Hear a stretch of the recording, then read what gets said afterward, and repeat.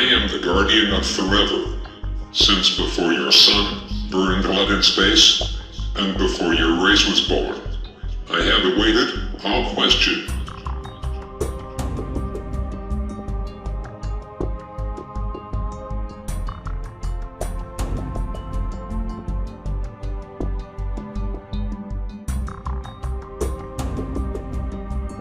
The quantum universe is amazing. Anything is possible within a mere thought. Can become a new reality in time and space. Anything can exist, and in one reality, even giant monsters are possible. Behold, the quantum existence of Godzilla. The king of monsters, it's a creature created from the fears of another nuclear holocaust after World War II by the Japanese people. Given the name Godzilla, the manifestation of the creature created by Tomoyuki Tanaka, Ichiro Honda, and Ichitetsu Tsuruya, has transcended the test of time. Godzilla in many ways, to many of his fans, is as real as any other creature from around the world. But what if Godzilla does exist? What if I told you that this may be true?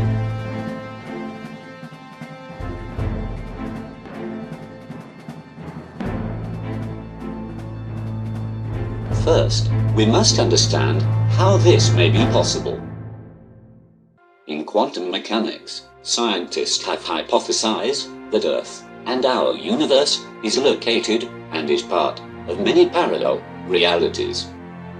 The theory, many worlds interpretation, is an interpretation of quantum mechanics that asserts the objective reality of the universal wave function and denies its collapse through time.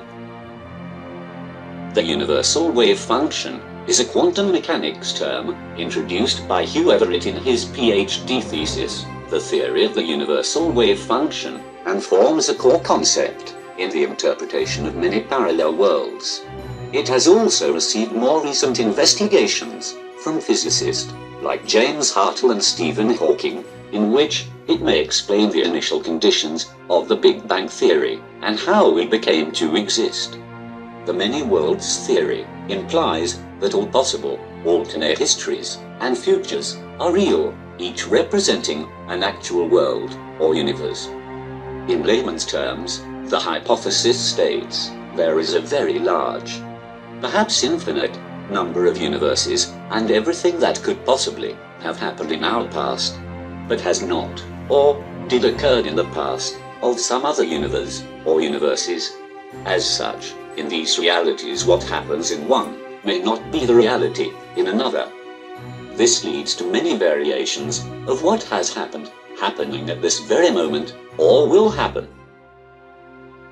Also, in these parallel worlds, what we consider to be life may be different.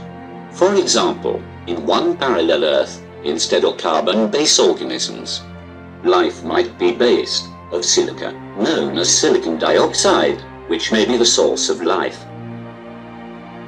In our universe and planet Earth, calcium carbonate, for example, argonite, which has mostly been created over the past 500 million years by various forms of life, like coral and shellfish, is the basic part of all life on Earth and possibly our universe. Now that we have taken quantum mechanics into account and the possibilities of alternate Earths in alternate universes, the existence of a world where giant kaiju roam, and Godzilla is one of them, may be possible. This manifestation of this world full of giant monsters, created by the collective mind of Godzilla fans, may not be so far-fetched. After all, our limited understanding of the fabric of time, reality and space is very limited. If you are a huge fan of the King of Monsters, this idea of a quantum Godzilla should excite you. In this parallel Earth, all the right conditions exist, so all the different kaiju created by Toho can live an existence like we see on film, where man and giant monsters share a fantastical world which has become a reality. If this is even remotely possible, then Godzilla fans must continue to maintain his existence in their collective consciousness. As science advances, we may one day create a wormhole so we could visit other parallel worlds, and one of them may be Godzilla's parallel Earth.